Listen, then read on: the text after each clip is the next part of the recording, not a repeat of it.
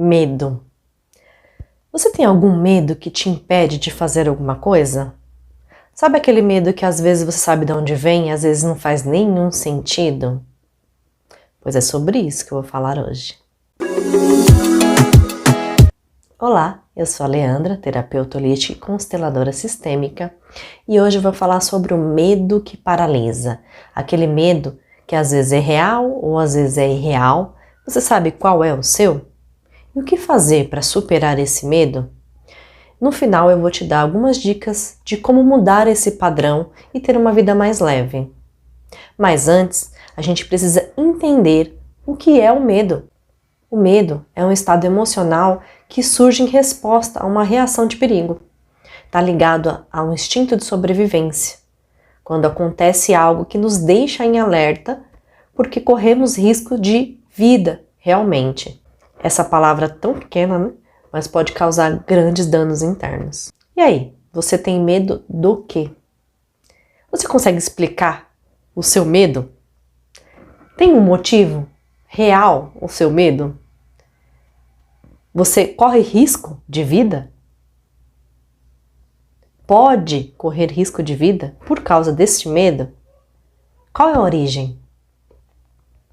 Você já parou para pensar nisso? O medo ele pode estar ligado tanto a cheiros quanto a sons. Então, por exemplo, lugares que tem tsunami, terremoto, né? Às vezes eles soam alarmes, sinos, para informar as pessoas que há um risco de vida para que elas tenham tempo de se abrigar em algum lugar, para que não fiquem expostas ao perigo.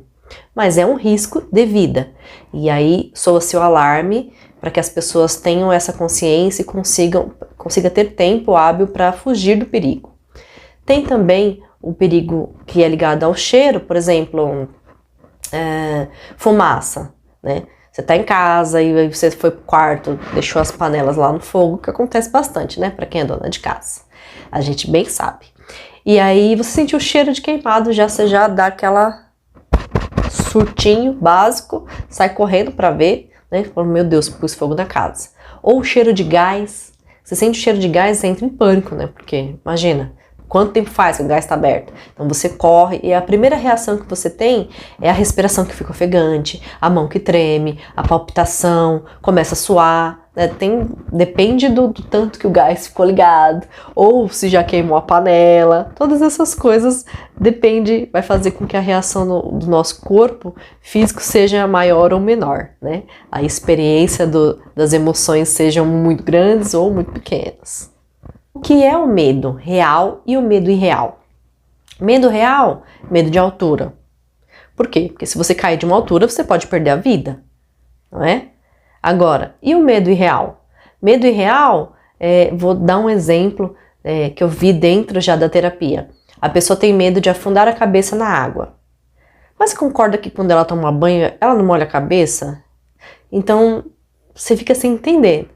Cada um tem o seu medo, né? Mas tem um motivo por trás desse medo, né? Eu acho que todo mundo na vida experimenta os dois medos, o real e o real. Porque se você tem medo de apresentar alguma coisa porque você nunca fez, é algo novo, você experimenta aquele medo.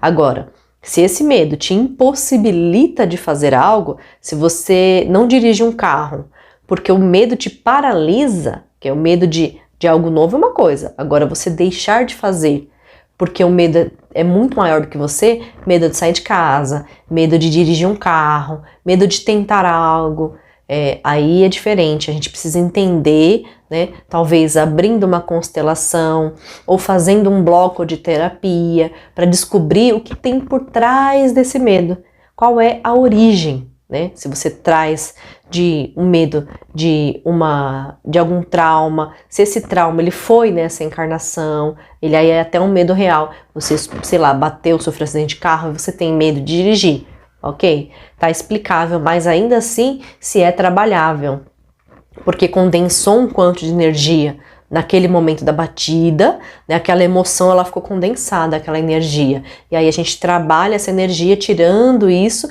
você tem a lembrança, mas não tem mais aquele medo que te paralisa. consegue voltar a dirigir, consegue mergulhar na água. E aí nessa situação da água, a gente tem que abrir o campo para ver se você traz isso de alguém, se você está olhando para alguém do seu campo familiar, se aconteceu isso com alguém e você trouxe para essa encarnação. Tem muitos fatores que podem ser a origem por trás do medo, e aí dentro da constelação ou da terapia a gente consegue trabalhar, tem algumas técnicas, por exemplo, hipnose, regressão, e aí precisa analisar com calma, porque cada pessoa é uma pessoa, né? Cada ser humano é único, então tem coisas que é mais fácil para um, que não é, o que é para mim não é para você, e aí vice-versa. Mas e aí, fala para mim, qual é o seu medo?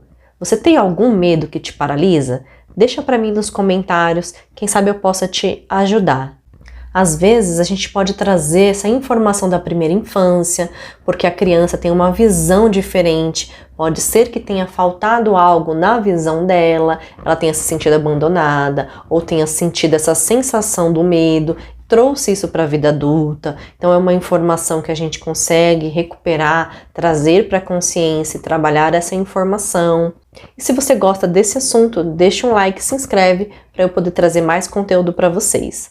E aí a gente vai olhar lá atrás, qual é a informação, de onde está vindo, qual que é a origem, e aí tem algumas técnicas, né? Imagina você tem uma vida inteira que você não mergulha na água. Olha quanta coisa você deixou de experienciar por causa desse medo. Agora imagina você conseguindo fazer uma coisa que para os outros é bem simples, mas para você não.